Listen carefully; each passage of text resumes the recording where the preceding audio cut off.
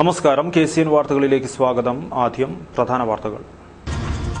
കാഞ്ഞങ്ങാട് നഗരത്തിലെ ബൈപ്പാസ് റോഡുകൾ തകർന്നു. മുടങ്ങുന്നത് നഗരത്തിലേക്കുള്ള എളുപ്പവഴികൾ. ഇലക്ട്രോണിക് വോട്ടിംഗ് മെഷീനിൽ കാതലായ മാറ്റം ആവശ്യമാണെന്ന് തൃണമൂൽ കോൺഗ്രസ്. ചിഹ്നത്തോടൊപ്പം ബട്ടണും സ്ഥാപിക്കണമെന്ന് ആവശ്യം. കാസർഗോഡിന്റെ ദാഹമകറ്റാൻ മുസുംബി ജ്യൂസുമായി ഉത്തരേന്ത്യൻ സംഘം. ദേശീയപാതയോരത്ത് പ്രകൃതിയുടെ മധുരം. പണം ലഭിച്ചിട്ടും വീട് പുതുക്കാനായില്ല. പടന്നക്കാട് കോളനിയിലുള്ളവർ വീട് പുതുക്കുവാൻ റെയിൽവേ റവന്യൂ അധികൃതരുടെ കനിവിനായി കേഴുന്നു. വാർത്തകൾ വിശദമായി. കാഞ്ഞങ്ങാട് നഗരത്തിലെ ബൈപ്പാസ് റോഡുകൾ തകർന്നു. ഇതോടെ നഗരത്തിലേക്കുള്ള എളുപ്പവഴികളാണ് ഇല്ലാതായിരിക്കുന്നത്. കാഞ്ഞങ്ങാട് നഗരത്തിലേക്ക് വിവിധ പ്രദേശങ്ങളിൽ എത്തിച്ചേരാനുള്ള ചെറു റോഡുകളും ബൈപ്പാസ് റോഡുകളുമാണ് തകർന്നു കിടക്കുന്നത്. കുന്നുമ്മൽ കാഞ്ഞങ്ങാട് ബസ് സ്റ്റാൻഡ് റോഡും കാഞ്ഞങ്ങാട് ബസ് സ്റ്റാൻഡ് സർജി കെയർ റോഡും തകർന്നവയിൽ പെടുന്നു. റോഡുകളിൽ ചതിക്കുഴികൾ രൂപപ്പെട്ടതോടെ ഇരുചക്ര വാഹനങ്ങൾക്ക് പോലും ഇതുവഴി സഞ്ചരിക്കാനാവുന്നില്ല. തകർന്ന റോഡ് നന്നാക്കാൻ നഗരസഭാ അധികൃതർ ഇനിയും നടപടിയെടുത്തിട്ടില്ല. റോഡിന്റെ ഭൂരിഭാഗം സ്ഥലങ്ങളിലും കുഴികൾ രൂപപ്പെട്ടതോടെ ഇവിടെ അപകടങ്ങളും പതിവായിട്ടുണ്ട്. റോഡ് തകർന്നതോടെ ബസ് സ്റ്റാൻഡിലേക്കുള്ള എളുപ്പമാർഗം മുടങ്ങിയതായി ഓട്ടോ ഡ്രൈവർമാർ പറഞ്ഞു. ഇവിടെ ബ്ലോക്കായി കഴിഞ്ഞാൽ ബസ് സ്റ്റാൻഡ് വഴി കുന്നുമേൽ ഒക്കെയാണ് റോഡ് വാഹനങ്ങൾ വന്നുകൊണ്ടിരിക്കുന്നത്. പിന്നെ ഇവിടെ ബ്ലോക്കായി ഇതിൽ വഴി ഇങ്ങോട്ട് കടന്നു പോകും.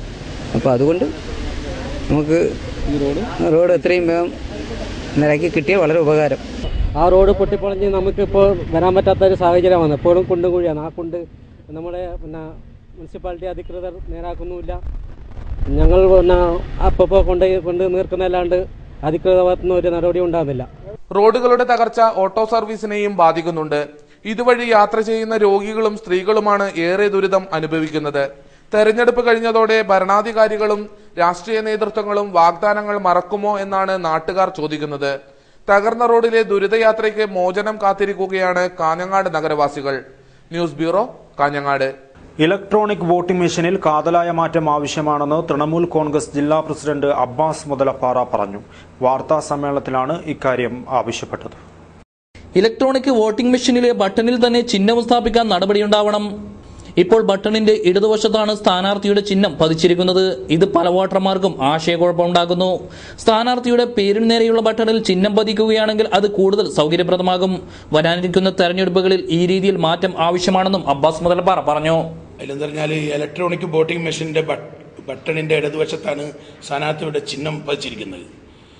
ഈ ചിഹ്നം കണ്ട ഉടനെ തന്നെ പല വോട്ടർമാരും ആ ചിഹ്നത്തിലേക്കാണ് കൈവിരൽ അമർത്തുന്നത്.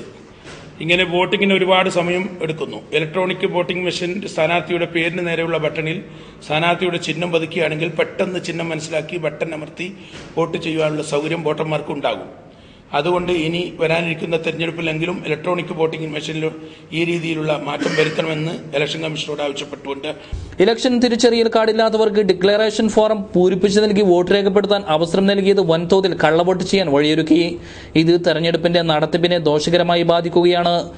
ഇതിന് പരിഹാരം കാണണമെന്നാവശ്യപ്പെട്ട് ചീഫ് തെരഞ്ഞെടുപ്പ് കമ്മീഷണർക്ക് പരാതി നൽകിയതായും അബ്ബാസ് മുതലപ്പാറ പറഞ്ഞു. ജില്ലാ സെക്രട്ടറി മുനീർ ചട്ടഞ്ചാലും വാർത്താ സമ്മേളനത്തിൽ സംബന്ധിച്ചു. പണം ലഭിച്ചിട്ടും വീട് പുതുക്കുവാനാകാതെ പാവങ്ങൾ. പടന്നക്കാട് കോളനി നിവാസികളാണ് റെയിൽവേയുടെ കനിവ് തേടുന്നത്.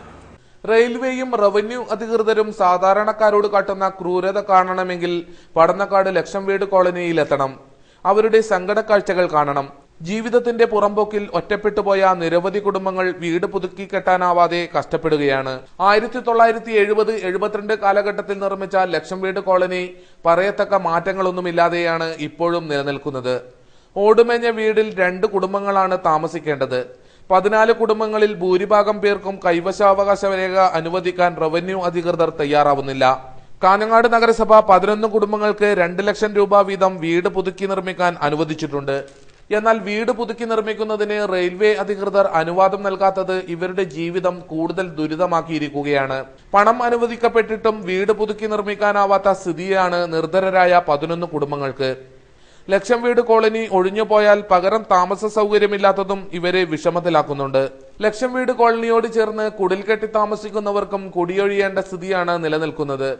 ജനിച്ച നാട്ടിൽ വീട് കെട്ടി താമസിക്കാനാവാത്ത കുടുംബങ്ങളുടെ സങ്കടങ്ങൾ തീർക്കാൻ ഇതുവരെ ആരും രംഗത്ത് വന്നിട്ടില്ല. വില്ലേജ് ഓഫീസിൽ നികുതി സ്വീകരിക്കാത്തതും കൈവശം സർട്ടിഫിക്കറ്റ് നൽകാത്തതും മൂലം കുട്ടികൾ ഉൾപ്പെടെ നൂറുകണക്കിന് ആളുകളാണ് ഇവിടെ ദുരിതത്തിലായത്. 32ാം വാർഡ് കൗൺസിലർ കുമാരൻ ലക്ഷം വീട് കോളനി സന്ദർശിച്ചു. പ്രശ്നപരിഹാരത്തിനായി സർക്കാർ തലത്തിൽ നടപടി സ്വീകരിക്കണമെന്ന് അദ്ദേഹം ആവശ്യപ്പെട്ടു. ഇവിടെയുള്ള 11 കുടുംബങ്ങൾക്കും നഗരസഭ 2 ലക്ഷം വീതം ഫണ്ട് അനുവദിച്ചിട്ടുണ്ട്. പക്ഷെ ആ ഫണ്ട് ഉപയോഗിച്ച് വീട് നിർമ്മിക്കാൻ സാധിക്കാത്തത് റെയിൽവേ പെർമിറ്റ് കിട്ടാത്തതിൻ്റെ പേരിലാണ്. ഇപ്പോൾ വർഷകാലത്താണെങ്കിൽ ഇവിടെ ഫുള്ള് വെള്ളമാണ്. ഇവിടെ താമസിക്കുന്ന കുടുംബങ്ങൾക്ക് വെളിയിൽ ഇറങ്ങാൻ പോലും പ്രയാസമാണ്. അപൂർവം ചിലർക്ക് നഗരസഭയുടെ ഫണ്ട് ഉപയോഗിച്ച് കക്കൂസും അതുപോലെ തന്നെ കുടിവെള്ള സൗകര്യം ഒരുക്കിയിട്ടുണ്ട് എന്നല്ലാതെ മുഴുവൻ ആളുകൾക്കും എല്ലാ സൗകര്യവും ഇവിടെ ഇല്ല. വർഷങ്ങളായുള്ള അധ്വാന ഫലം മുഴുവൻ സ്വരുക്കൂട്ടി വീട് നിർമ്മിക്കാനായി കാത്തിരിക്കുന്ന ഇവർക്കായി ഏത് വാതിൽ തുറക്കും എന്ന് കാത്തിരുന്ന് കാണേണ്ടിയിരിക്കുന്നു. News bureau, Kanhangad. കാസർഗോഡിന്റെ ദാഹമകറ്റുവാൻ മുസംബി ജ്യൂസുമായി ഉത്തരേന്ത്യൻ സംഘം. പ്രകൃതിദത്തമായ രീതിയിലുള്ള ജ്യൂസുകളാണ് പാതയോരങ്ങളിൽ വിളമ്പുന്നത്. നാടും നഗരവും ചുട്ടുപൊള്ളുമ്പോൾ അസഹനീയമായ വെയിലിൽ നിന്ന് ആശ്വാസം തേടുന്ന ജനങ്ങൾക്ക് മുന്നിലാണ് പ്രകൃതിദത്തമായ മുസംബി ജ്യൂസുമായി ഉത്തരേന്ത്യൻ സംഘം എത്തിയിട്ടുള്ളത്. കാസർഗോഡിന്റെ ദേശീയപാതയോരങ്ങളിൽ അങ്ങിങ്ങായി സ്റ്റാൾ സ്ഥാപിച്ചു നിൽക്കുന്ന സംഘം പകർന്നു നൽകുന്ന ജ്യൂസ് ഏറെ മധുരതരവും ആകർഷണീയവുമാണ്. വേനൽ തുടങ്ങിയതോടെ ഉത്തരേന്ത്യയിൽ നിന്ന് കൂട്ടമായെത്തിയ സംഘം കാസർഗോഡിന്റെ വിവിധ ഭാഗങ്ങളിൽ തമ്പടിച്ചിരിക്കുന്നു. വലുതും ചെറുതുമായ മുസംബികൾ കൂട്ടിവെച്ച ഉന്തുവണ്ടിയിൽ തന്നെ കൈകൊണ്ട് പ്രവർത്തിക്കുന്ന ജ്യൂസ് മെഷീനുമുണ്ട്. ആവശ്യക്കാർക്ക് നിമിഷനേരം കൊണ്ട് നിറഞ്ഞ പുഞ്ചിരിയോടൊപ്പം അവർ ജ്യൂസ് തയ്യാറാക്കി കൊടുക്കുന്നു. ഒരു സാധാ ഗ്ലാസ് ജ്യൂസിന് 20 രൂപയാണ് വില. പ്രകൃതിയുടെ രുചിയുള്ള മുസംബി ജ്യൂസ് നുണയാൻ നിരവധി പേരാണ് ഇവരുടെ വണ്ടിക്കരികിലേക്ക് ഒഴുകിയെത്തുന്നത്. മുസംബിയുടെ ഓടുകൾ നഗരത്തിൽ വലിച്ചെറിയുന്ന ശീലമൊന്നും ഇവർക്കില്ല. ഒരു കൊട്ടയിൽ ശേഖരിച്ചു വെക്കും, പിന്നീട് ആവശ്യക്കാർക്ക് നൽകും. തെങ്ങിൻ ചുവട്ടിലിട്ടാൽ അത് കായ്ഫലമുണ്ടാവാൻ നല്ലതാണെന്നാണ് കണ്ടെത്തൽ. ഒരു ദിവസം 50 മുതൽ 100 വരെ ഗ്ലാസുകൾ വിൽപ്പന നടത്തുന്നതായി കാസർഗോഡ് പുതിയ ബസ് സ്റ്റാൻഡിന് സമീപമുള്ള UP സ്വദേശി സമീർ പറഞ്ഞു. ജനുവരിയോടെയാണ് ഇവർ കാസർഗോട്ടേക്ക് എത്തിയത്. വേനൽക്കാല സീസൺ കഴിയുന്നതോടെ കാസർഗോട്ടുണ്ടാകും, പിന്നീട് മറ്റു ദിക്കുകൾ തേടി പോകും. ആന്ധ്രാപ്രദേശ്, മഹാരാഷ്ട്ര എന്നിവിടങ്ങളിൽ നിന്ന് ലോറികളിലൂടെ നേരിട്ടാണ് ഇവർക്ക് മുസംബിയും നാരങ്ങയും എത്തുന്നത്. ദേശീയപാത വികസനത്തിന് സ്ഥലമേറ്റെടുക്കുന്നതുമായി ബന്ധപ്പെട്ട് കാസർഗോഡ് സ്പെഷ്യൽ തഹസിൽദാർ ഓഫീസിൽ ഈ മാസം 21-ന് നടക്കുന്ന ചർച്ചയുമായി സഹകരിക്കില്ലെന്ന് ദേശീയപാത ആക്ഷൻ കൗൺസിൽ ഭാരവാഹികൾ അറിയിച്ചു. മഞ്ചേശ്വരത്ത് വാർത്താ സമ്മേളനത്തിലാണ് ആക്ഷൻ കൗൺസിൽ ഭാരവാഹികൾ ഇക്കാര്യം പറഞ്ഞത്. ദേശീയപാത വികസനത്തിന്റെ പേരിൽ പാതയോരങ്ങളിൽ താമസിക്കുന്നവരെയും കച്ചവടക്കാരെയും ദ്രോഹിക്കുന്ന സമീപനമാണ് അധികൃതർ തുടരുന്നത്. ദേശീയപാത നിർമ്മിക്കുമ്പോൾ വർഷങ്ങൾക്ക് മുൻപ് തന്നെ ശാസ്ത്രീയമായി ഉണ്ടാകുന്ന ബുദ്ധിമുട്ടുകൾ അധികൃതരെ ബോധ്യപ്പെടുത്തിയിരുന്നു. എന്നാൽ അനുകൂലമായ നടപടി അധികൃതർ സ്വീകരിക്കാത്തതാണ് ഇപ്പോഴത്തെ അവസ്ഥയ്ക്ക് കാരണമായത്. ദേശീയപാത വികസനവുമായി ബന്ധപ്പെട്ട് സ്ഥലമേറ്റെടുക്കുന്നതിന് ഈ മാസം 21-ന് കാസർഗോഡ് സ്പെഷ്യൽ തഹസിൽദാർ ഓഫീസിൽ ചർച്ച നടത്തുവാൻ തീരുമാനിച്ചിട്ടുണ്ട്. എന്നാൽ ആ ചർച്ചയുമായി സഹകരിക്കേണ്ടെന്ന നിലപാടാണ് ആക്ഷൻ കൗൺസിൽ സ്വീകരിച്ചതെന്നും ഭാരവാഹികൾ വ്യക്തമാക്കി. അന്താരാഷ്ട്ര നിലവാരത്തിൽ തന്നെ 3.5 മീറ്റർ ആണ് ഒരു റോഡിന്റെ ട്രാക്ക് എന്നിരിക്കെ 6 വരി പാതയാക്കാൻ തന്നെ 21 മീറ്റർ മതി എന്നിരിക്കെ 30 മീറ്റർ റോഡ് നിലവിലുള്ള റോഡ് വികസിപ്പിച്ചാൽ തന്നെ ആവുമെന്നിരിക്കെ എന്തിനാണ് ഈ പാവപ്പെട്ട അവരുടെ ഭൂമിയും വീടും അതുപോലെ തന്നെ കച്ചവട സ്ഥാപനങ്ങളും പിടിച്ചെടുത്തുകൊണ്ട് തച്ച് തകർക്കുന്നത് എന്ന് മനസ്സിലാകുന്നില്ല.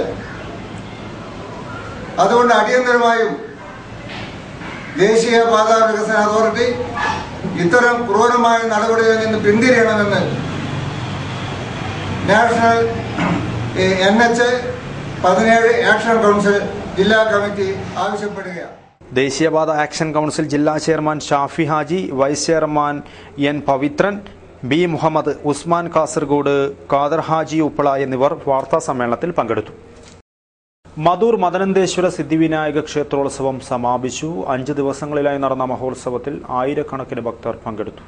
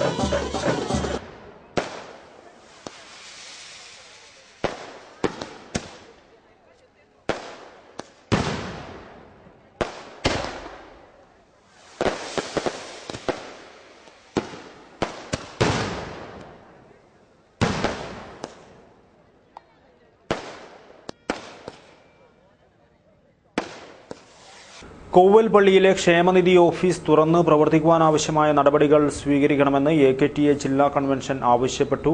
കാഞ്ഞങ്ങാട് കുന്നുമൽ NSS കരയോഗം ഹാളിലാണ് കൺവെൻഷൻ സംഘടിപ്പിച്ചത്. തയ്യൽ തൊഴിലാളി ക്ഷേമനിധി ഓഫീസ് തുറന്ന് പ്രവർത്തിക്കാൻ ഉടൻ നടപടി സ്വീകരിക്കണമെന്ന് AKTA കാസർഗോഡ് ജില്ലാ കൺവെൻഷൻ ആവശ്യപ്പെട്ടു. കൺവെൻഷൻ സംസ്ഥാന ട്രഷറർ MD സെബാസ്റ്റ്യൻ ഉദ്ഘാടനം ചെയ്തു.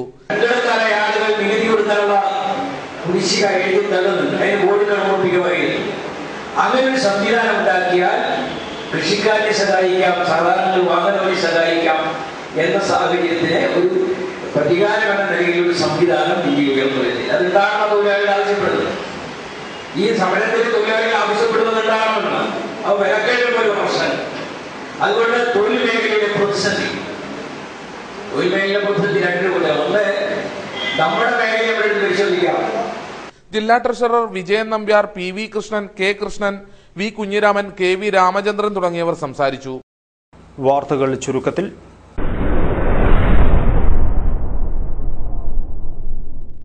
ആലമ്പാടി ഗവൺമെന്റ് ഹയർ സെക്കൻഡറി സ്കൂളിൽ നിന്നും അരി മോഷ്ടിച്ച സംഭവത്തിൽ ഒരാളെ പോലീസ് അറസ്റ്റ് ചെയ്തു. ആലമ്പാടിയിലെ BH ഷാഹുൽ ഹമീദിനെയാണ് വിദ്യാനഗർ പോലീസ് അറസ്റ്റ് ചെയ്തത്.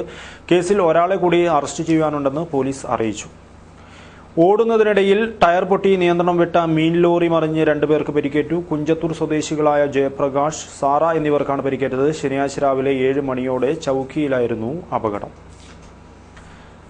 ഭാരതീയ ടൈലേഴ്സ് സംഘ് BMS ജില്ലാ സമ്മേളനം ഞായറാഴ്ച കാസർഗോഡ് ടൗൺ ബാങ്ക് ഹാളിൽ നടക്കും.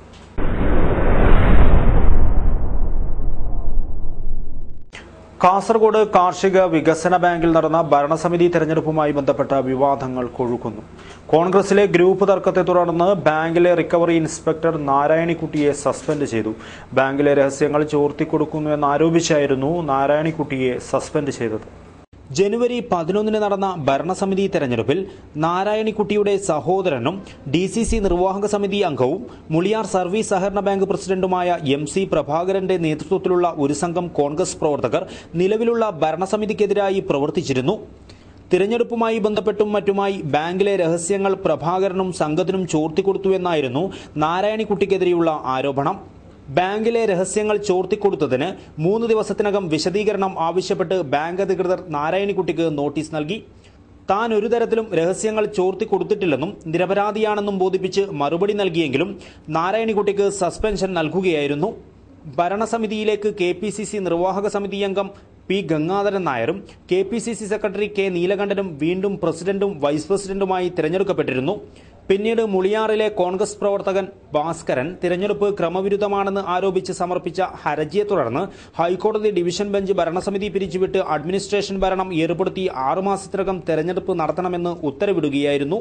ഇതിനെതിരെ അപ്പീൽ നൽകി അനുകൂല വിധി തേടുവാനുള്ള ശ്രമത്തിലാണ് ഇപ്പോൾ ഭരണസമിതി.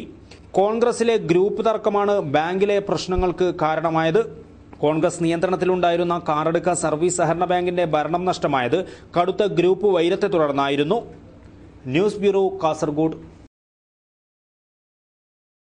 പ്രധാന വാർത്തകൾ ഒരിക്കൽ കൂടി. കാഞ്ഞങ്ങാട് നഗരത്തിലെ ബൈപ്പാസ് റോഡുകൾ തകർന്നു. മുടങ്ങുന്നത് നഗരത്തിലേക്കുള്ള എളുപ്പവഴികൾ.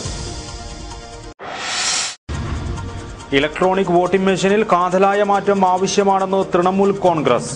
ചിഹ്നത്തോടൊപ്പം ബട്ടണും സ്ഥാപിക്കണമെന്ന് ആവശ്യം. കാസർഗോഡിന്റെ ദാഹമകറ്റാൻ മുസുംബി ജ്യൂസുമായി ഉത്തരേന്ത്യൻ സംഘം. ദേശീയപാതയോരത്ത് പ്രകൃതിയുടെ മധുരം. പണം ലഭിച്ചിട്ടും വീട് പുതുക്കാനായില്ല.